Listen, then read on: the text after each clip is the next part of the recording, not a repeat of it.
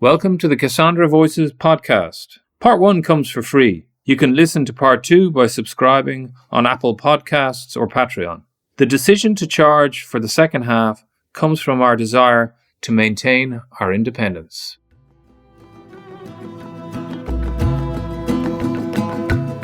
This was an unprecedented coup because the U.S. government essentially declared mission accomplished before any change in regime had actually taken place. They woke up one morning and they recognized a man named Juan Guaido, someone who, according to polls, 80% of Venezuelans at the time had never heard of, as president. And at first, it just seemed absurd. Okay, you recognize this guy. He's running around Caracas calling himself president, yet he doesn't have a government. He controls no ministry. The military doesn't answer to him. He doesn't control the borders. So what's this all about? As the coup progressed, and as I began to work on the reporting that led to this book, I decided that the people that crafted this coup policy maybe never expected to change the government or change the situation on the ground in Venezuela. But by recognizing this shadow regime, they'd actually provided cover for what ended up being an extraordinary heist of Venezuela's international assets.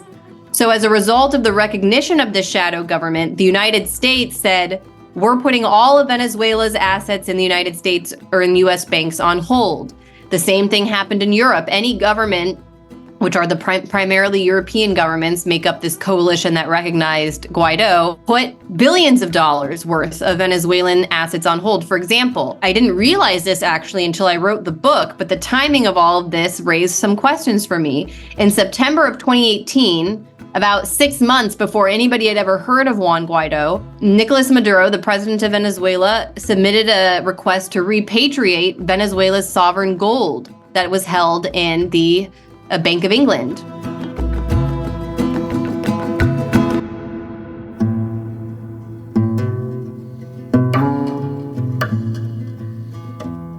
Welcome to the Cassandra Voices podcast, an Irish home for independent journalism with a global perspective.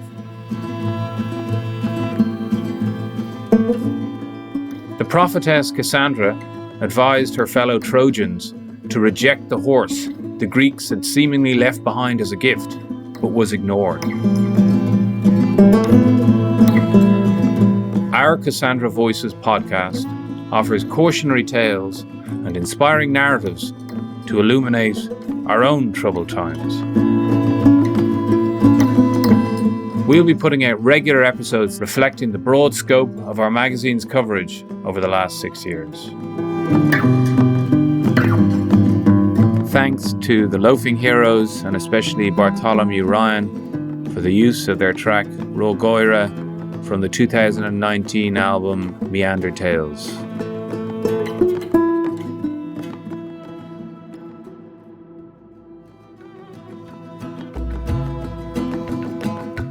As a journalist, Anya Parampil is unafraid of rattling the cage. She now writes for the Grayzone, founded by her husband Max Blumenthal in 2015, an online publication which aims to break through any narrative of the day that is pushing the United States public in support of war. Previously, she worked as a producer and broadcaster, then an anchor correspondent for Russia Today US, from which she was fired after refusing to accept restrictions on her reporting of US foreign policy. In this podcast, Anya likens writing about US foreign policy from Washington D.C. to working inside the belly of the beast.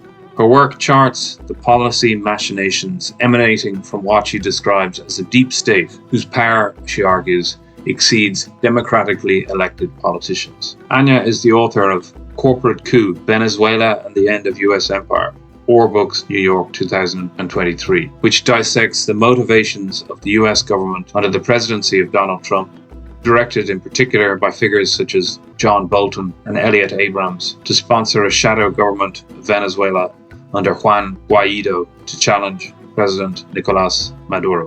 As we approach another presidential election, Anya sees little hope of a change in approach from the US towards a country containing greater oil reserves than any other on planet Earth. She maintains hope, however, that a progressive alliance that includes isolationist supporters of Trump and progressive elements within the Democratic Party could, in time, tame the beast of this seemingly permanent government. and retains a faith that the First Amendment of the US Constitution on free speech will allow her to continue her work. Welcome to the Cassandra Voices podcast. We've been away for a little while, but are glad to be returning. Today we are going to be interviewing Anya Parampil, who is from America, and she is the author of Corporate Coup, Venezuela and the End of US Empire. She is a journalist with the Grayzone, a radical source of news on the internet. Welcome, Anya, and thanks for coming along. Thanks for inviting me, Frank. I'm happy to be here.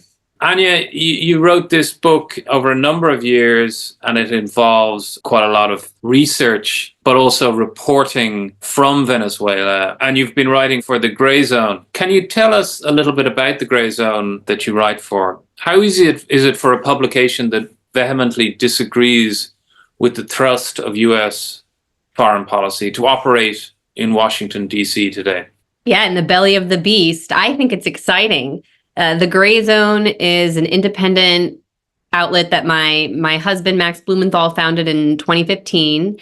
And since then, we've kind of gained a reputation for breaking the media blockade is kind of how we put it when we were covering Venezuela. But I think that's a good slogan.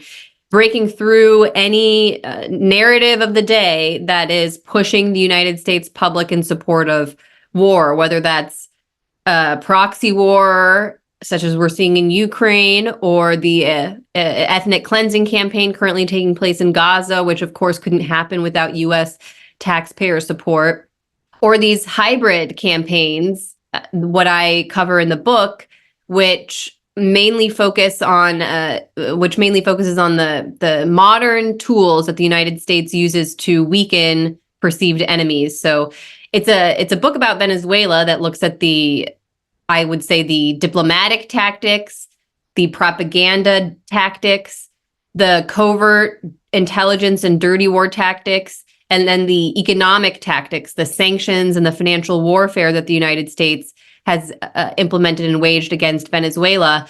But it's a script and a blueprint that can be applied to any number of countries, whether that's Russia, China, Iran, any country that resists essentially the global Western-based hegemonic order would be familiar with these elements. And I felt like the way that it played out in Venezuela as I was covering it really just gave a great template for understanding how the United States function around the world and our allies, really, because it's all, of course, based in this transatlantic nexus. And so in exposing those regime change sagas, we've definitely fallen under criticism and attack in the mainstream press here, which have branded us as agents of Russia, agents of Venezuela, agents of Iran. They're constantly digging up through innuendo ways of branding us as such. But we're an independent outlet. We don't take any support from a foreign government or our government. We are very fortunate to have built a loyal following of supporters and viewers, and some of whom are very generous. And so we're a small team, and we've really been able, I think, to punch above our weight. And it's a blessing to be able to do that work here in the United States for as long as we have our First Amendment, which I do strongly believe in, and I see the attacks on it constantly here now, and they're definitely the government here is trying to take that away. But we're part of a group of independent journalists. There are many now, alternative media, that are rising as critical voices against our government, and hoping that people here will one day be able to be conscious enough to change the way our government behaves. Thank you, Anya. That's very fulsome account of your organization, which I think is quite central to that alternative media in the United States, and has become such a valuable source for others among us who are trying to find out what's really going on, particularly at the highest level of power, and the intrigues that are occurring. Now, you talk about innuendo and how there are attempts to discredit you. Prior to working for the Grayzone, you worked for Russia Today. I'm interested, how was that, and has that been used against you? And also, would you say that there were some limitations to the kind of reporting you could do for RT compared to the Grayzone? This is a really fascinating question, because people might not realize that eventually the greatest restrictions that I faced at RT were the results not of Russian government pressure, but US government pressure.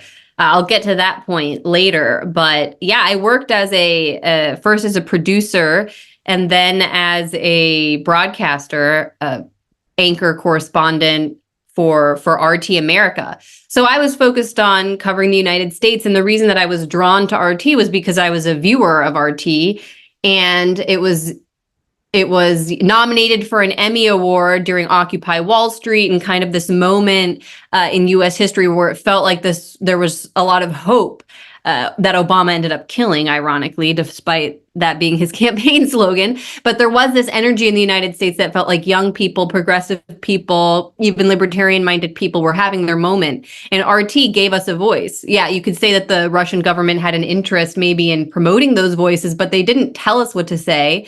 And for example, when it comes to being critical of US foreign policy, that was just what I already was. That's why I was drawn to work there. And I was so grateful for the opportunities they gave me in terms of, I got to go to Korea and make a documentary critical of the history of US intervention on the peninsula there, and the divide that they've imposed on the people there, and the effects that last to this day of the Korean War. Or during the Trump presidency, when Trump went to Helsinki to meet with Russian President Vladimir Putin and build actual relations between our country, I got to go witness that firsthand. I got to go to Palestine, actually even go into Gaza and produce a series of reports and 2 documentaries there, one about Netanyahu called Crime or Prime Minister. That was fun. And another about the Tamimi family living in the occupied West Bank and their struggle against the Israeli military regime there. So these are opportunities that I would have never had with my perspective in US media. CNN would have never allowed me to do that. And it was short. It was a great run while it lasted. But what happened was, after Trump was elected, the Clinton campaign came up with this narrative that Russian interference was responsible for his victory, not the fact that Hillary had run a horrible campaign, not even visited critical states like Wisconsin, and that they just kind of thought that they had it in the bag and overestimated her support. They instead scapegoated the Russian government and really targeted RT. It was shocking when the US government, the Justice Department, actually ordered RT to register as a foreign agent, a foreign lobbying group, despite the fact that AIPAC, the American Israeli Public Affairs Committee, that actually spends millions of dollars influencing our government, trying to control who's actually in office. They just spent $8 million to run Cori Bush, a progressive member of Congress, out of office, isn't forced to register. Actually, the Kennedy brothers attempted to do so shortly before they were both assassinated. And no other international media outlet, the BBC, Al Jazeera, have been forced to register in a similar way. And so it was obviously an attack on free speech. Everybody that I worked with there, other than a handful of people, were Americans. And Americans, actually, a lot of time that fought for their own editorial line. For example, they may have not been as comfortable criticizing US intervention in Syria. A lot of the Americans that I worked with had mainstream views, and they were allowed to take that to air. But eventually, when that foreign registration came down, they threatened to arrest my news editor. So he complied and he registered. Then suddenly you had some Americans pop up in the office who had some questionable backgrounds and eventually started changing the editorial line. We weren't allowed to talk anymore about foreign policy in the way that we had. The reason that I actually wanted to work for RT, all of the critical perspective we gave began to be suffocated. And eventually I was let go, fired by an American who somehow kind of just took over the office because they tried to put some restrictions on my show that I didn't agree with. And I walked out and said, if you ever want to do the show that I was doing before, call me. But if not, I'm done. And yeah, that was the end of my time at RT. But it was, in my opinion, the result of a U.S. government coup. Eventually, RT even shut down, and it shut down itself. Because I think by then some of the Russians in the office were happy to stay in the United States for the rest of their lives and not go back to Russia and comply with whatever the U.S. government wanted. So it's a big drama. I wish the true story of it would actually come out one day. So it would be difficult for anyone to suggest that you're a Russian asset, given that you were sacked by RT. Yeah, and actually it's just a coincidence that my name is Anya. I think it helped me get an interview there, but my parents are not Russian. My dad's from India. My mom is actually of Irish descent, but they just liked the name Anya. But I think that adds to the suspicion that I'm this Russian agent. Yeah. You talked about Americans being involved in RT, and would you say there was more sympathy towards Trump, or was he considered by them as being, and maybe by RT more broadly, as a more extreme kind of personification of American power? I suppose that was maybe the impression that we had on this side of the pond, that Trump was it was going to bring about World War III. And, I suppose the fact that he was very belligerent in the Middle East, less so maybe in Russia, maybe reinforced that view among some people. So I suppose that's there are kind of two questions there. One is in terms of RT's approach to Trump, but also that wider perception of Trump and whether that was the feeling then.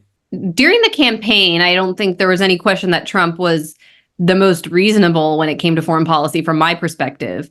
Of course, we can criticize actions that he took once he came in office, such as the assassination of General Soleimani and bombing Syria on multiple occasions. But I'm grateful every single day that Hillary Clinton was not president, because I think the world war situation that we're dealing with now would have come a lot faster and a lot hotter if she'd come into power. I think she was very dangerous. Trump, at the time in 2016, not so much now, was really running against the foreign policy establishment. And that was why Russiagate was rolled out as a narrative to pretty much hamper his initiatives at, detente, not only with Putin, but now even to this day, Kamala Harris mocks him for writing love letters with Kim Jong-un and sitting down with the North Koreans, when I think that was actually something that should be praised and something that I would like to see more of from a U.S. leader, actually just engaging with these enemy states instead of so-called enemy states instead of trying to undermine them. But the RT office more broadly, we were progressive. I would say we were in the Bernie Sanders camp. I hosted election night alongside Ed Schultz, may he rest in peace, who was actually a firebrand progressive who'd been let go from MSNBC for being too pro-Bernie Sanders during the primary election when they wanted to just go all the way in for Hillary Clinton. And so he and I and others, really despised Hillary, but it was from a left-winger, a progressive perspective. And so Trump, I just wasn't surprised really when he won, but I was hosting elections night alongside not only Ed, but Jesse Ventura, the former governor of Minnesota, who's famous from the world of wrestling, and Larry King, who was also, he passed away, sadly. He was in his 80s when I was working with him, but he was like a veteran legend of mainstream US media. And they were all kind of these voices that had one time been really celebrated in the mainstream, or at least led into the mainstream in terms of being like on the edge, but were shut out. And all of them understood why Trump was elected. And, at the time when we were following Trump's presidency, to me, it was exciting when he was trying these various attempts at negotiation. And unfortunately, Latin America was a blind spot, which is how I ended up covering Venezuela and writing my book. Yeah. So what sparked your interest in Venezuela? Well, I say in the book that I was always interested from the time that Chavez came in as a young person, because there was this kind of mythology around this progressive government, left-wing government in Latin America that had slashed poverty after nationalizing their natural resources. And, Chavez got up in front of the United Nations after George W. Bush gave a speech and said the devil was here and it still smells like sulfur. And I thought that was awesome because I hated Bush and I hated the wars. And so it was so very attractive to me that there was someone else, like a leader in the Americas that was willing to say something like that. And so around the time that I left RT, it was within weeks that the Trump administration recognized the shadow coup government in Venezuela. And Max and myself and our colleague Aaron Mate, who was also recently out of a job, just kind of decided we let's go to Venezuela. Like we don't have to be in an office. We've all been interested in this country. We speak a little Spanish. I known the charge d'affaires for Venezuela here in Washington before he was expelled or kicked out as part of this coup. And so I reached out to him and said, can we come down? And then we did, and I spent about a month there that first time in February of 2019. And then just through the relationships that I built through that trip, and then eventually coming back and meeting even people in the opposition, what I call the moderate opposition, the elements that aren't just tools of the United States and actually oppose sanctions and war on their country. And even people in the US political establishment, and I got sources on Wall Street, because believe it or not, there are people in New York, big financial players that want to do business with Venezuela and see the only obstacle as actually the US Treasury Department, not the evil communist dictator. Very, very interesting to actually understand that. And so I just kept kind of following the story, and eventually my interest in Venezuela wasn't only just about Venezuela, but it was just about how my own government and my country here is being misled by a group of people that have hijacked policy and aren't even making it in the interest of the United States. These sanctions against Venezuelan oil, or this aggressive stance we've taken toward them, our neighbors, is not good for us. It's not good for the American consumer and worker. We're paying higher oil prices as a result. And we're wasting money and energy trying to expel a government that has proven time and time again that it's going to remain in place. So what I'm trying to argue here in the belly of the beast is that we need to wake up in 2024 and accept that we can't just boss countries around anymore. We can't really make moral judgments about countries anymore. We kind of just have to deal with them as they are and make mutually beneficial arrangements. And so that's basically the main thesis of the book, is that Venezuela, it was a way for me to understand the world that is changing overall. Again, it's not just a story about our tactics in Venezuela, it's tactics we use everywhere. And it's also not just a story about Venezuela's evolution, but the rising powers around the world finally asserting their own sovereignty and not being as dependent on the United States as they used to be in the past. What you are listening to has taken time and resources to prepare. It is a collaboration of committed journalists. Please, if you can, share, subscribe, or support this podcast in whatever way you can.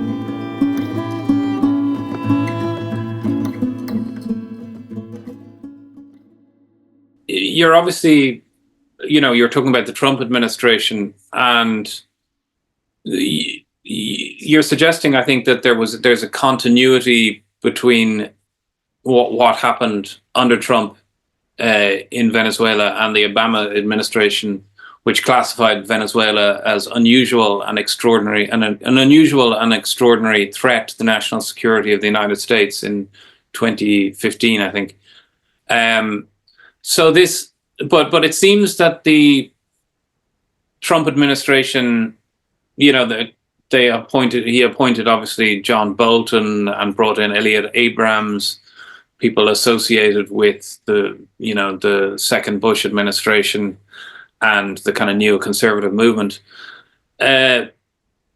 Would you say that then that there is really very little to distinguish what happened under Obama from what happened under Trump? I'm really kind of interested, and I think maybe we can go into this in some detail as we go on, as to whether the sort of diabolic figure of Trump that we are presented with is accurate in terms of his foreign policy. You know, is he more of a moderate? Does the world have less to worry about with Donald Trump in power than with, I suppose, ultimately Kamala Harris? Is kind of what I'm reaching at.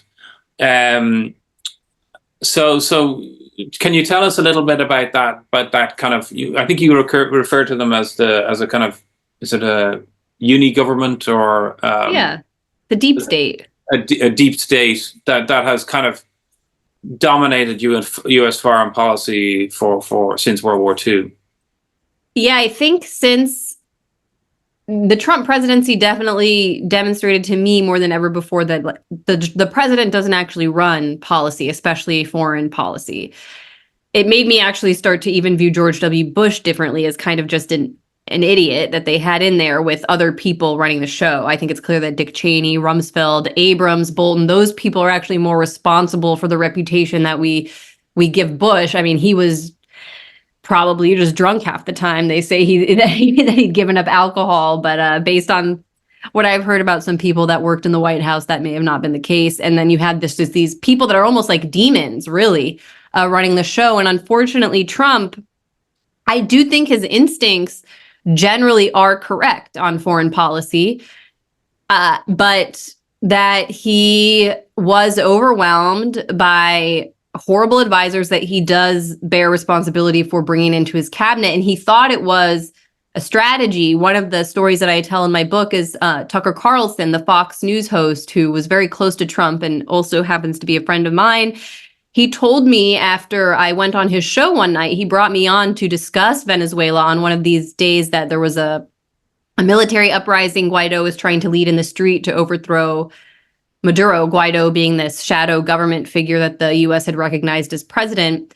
And I went on his show and railed against it, said this is going to be a disaster. Trump promised to drain the swamp, and he didn't. And Tucker also had other voices on the show, including a U.S. Army colonel, come on to say that this is just going to create a disaster at our border. We have no authority to appoint the government in Venezuela. And he told me after that show that Trump called him personally to say that he agreed with the perspective of that show and that he kept Bolton around in order to kind of act as his big stick to make leaders think that, oh, anything is possible if this crazy war hawk is on Trump's shoulder, and that he knew that if he listened to him all the time, he would be in World Wars III, IV, and V. Unfortunately, you know, and I read all the Trump administration memoirs, Bolton's, Mark Esper, the defense secretary, Secretary of State Mike Pompeo, and who also served as CIA director, who I think is one of the most insidious figures in the Trump camp because he's kind of still wormed his way in there. And all of them write about how Trump, even on the Venezuela issue, fought them and said initially he didn't even want to release the statement recognizing Guaido under his name. Mike Pence convinced him to do it. And Bolton, Trump went and had this meeting with Putin, and they'd agreed on all of these, renewing important nuclear treaties and peace initiatives, essentially, and that it all went out the door a few months later when, Bolton bragged about in his memoir convincing Trump to cancel all of those agreements. And I interviewed actually also the Russian deputy foreign minister who said they were shocked when that happened because when they met Trump, it was just clear that they had agreed on a whole different agenda. So Trump does deserve some responsibility for that, but there was a siege of his government. I mean, the Russiagate narrative, every day when you would turn on CNN or the mainstream media, there was a campaign to basically make it sound like they're going to throw Trump in jail at any given day. And if not him, it was going to be his son. And they would leak everything. Like he tried to, speak with Putin or even negotiate peace in Syria. Anything that he did, it would get leaked. And there was a campaign to undermine him. So I think we just have to understand the U.S. government as a blob that really functions. They would like to just have a face like Kamala or a body at this point, Biden, who's not even functional.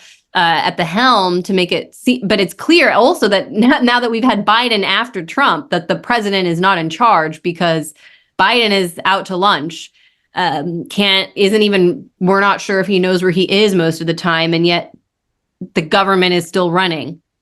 It's clear to me that the Secretary of State, the national security advisors, and all of these figures are the ones running the show.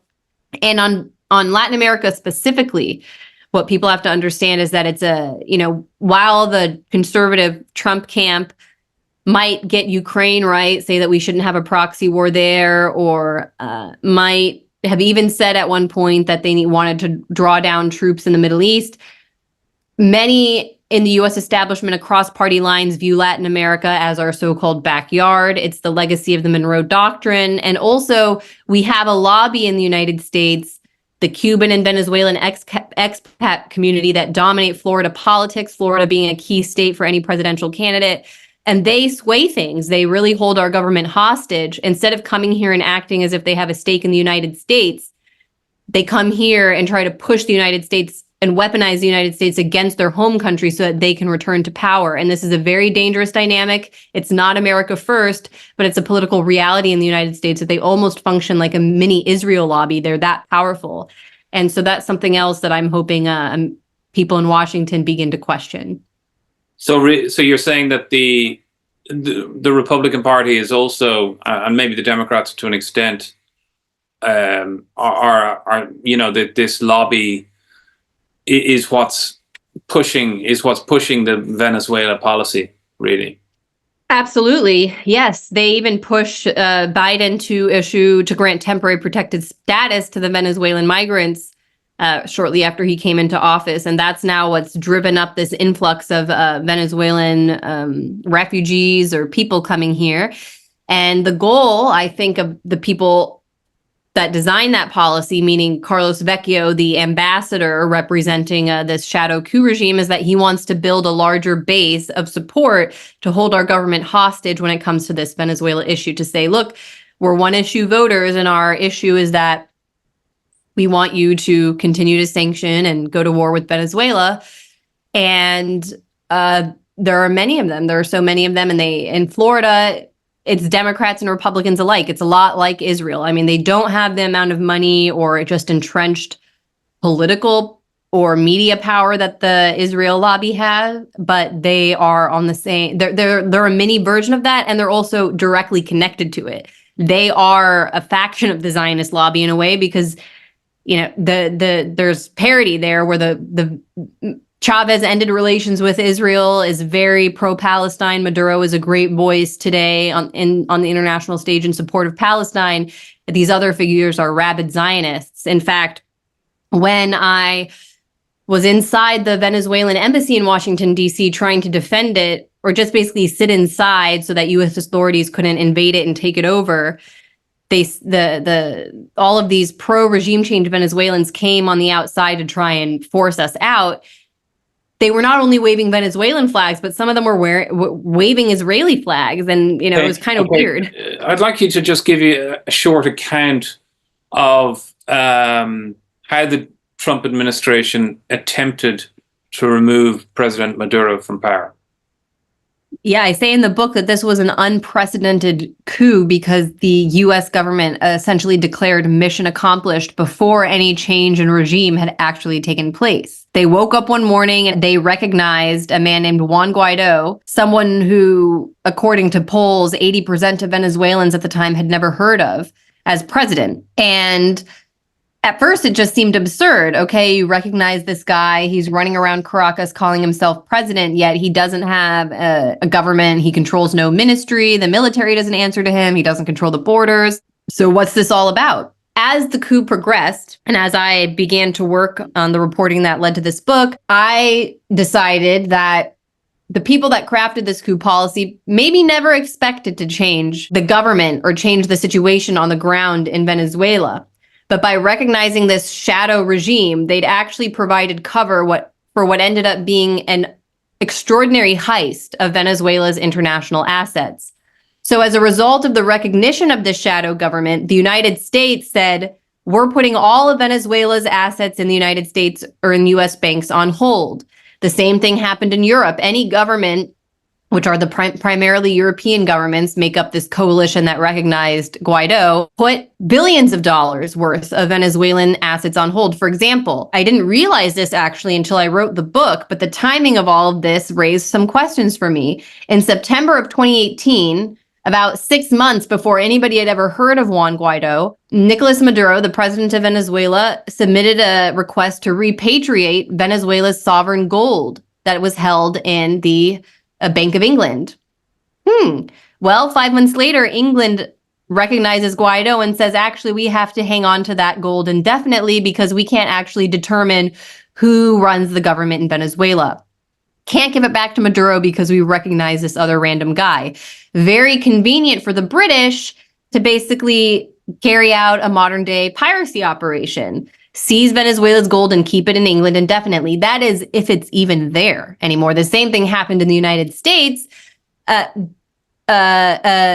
believe it was Citigroup, a U.S. bank, was storing some Venezuelan gold that now is sitting, last I checked, in an account belonging to the New York Federal Reserve. So this is theft. It is blatant theft.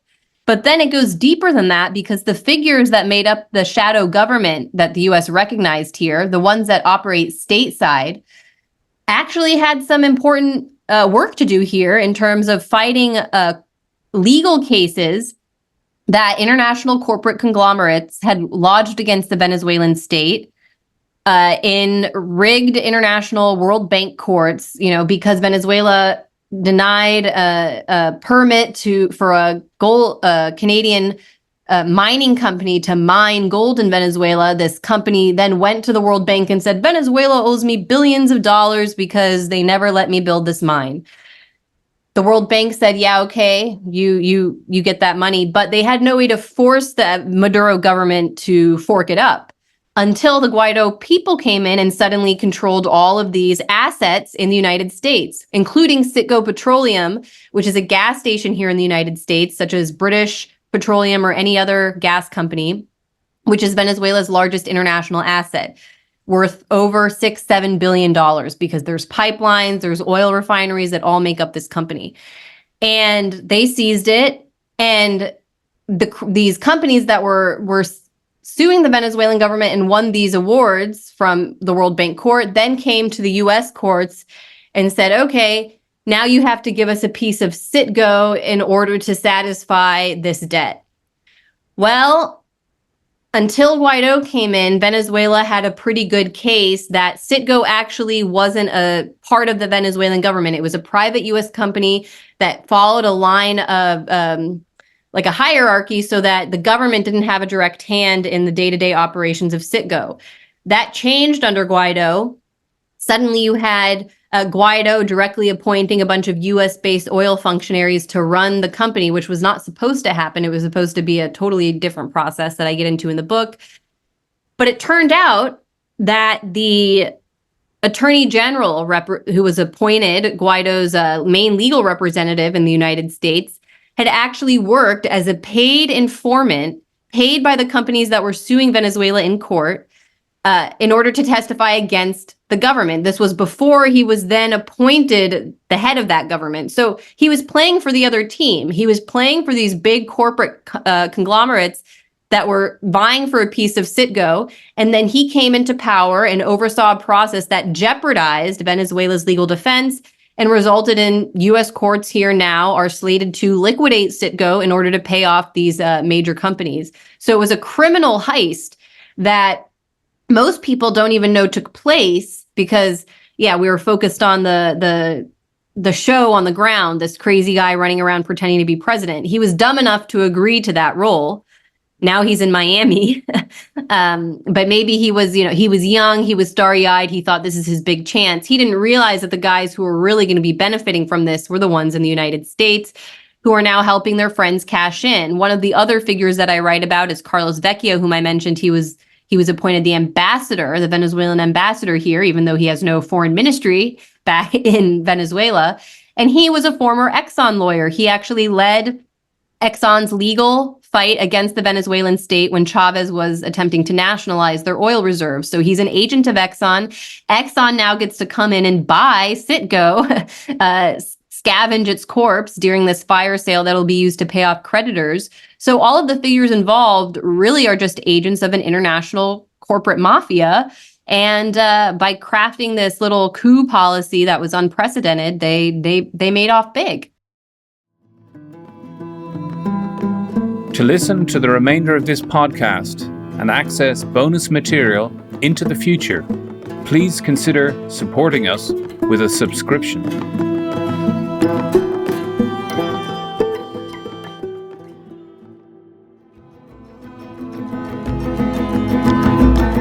Thank you for listening to our podcast.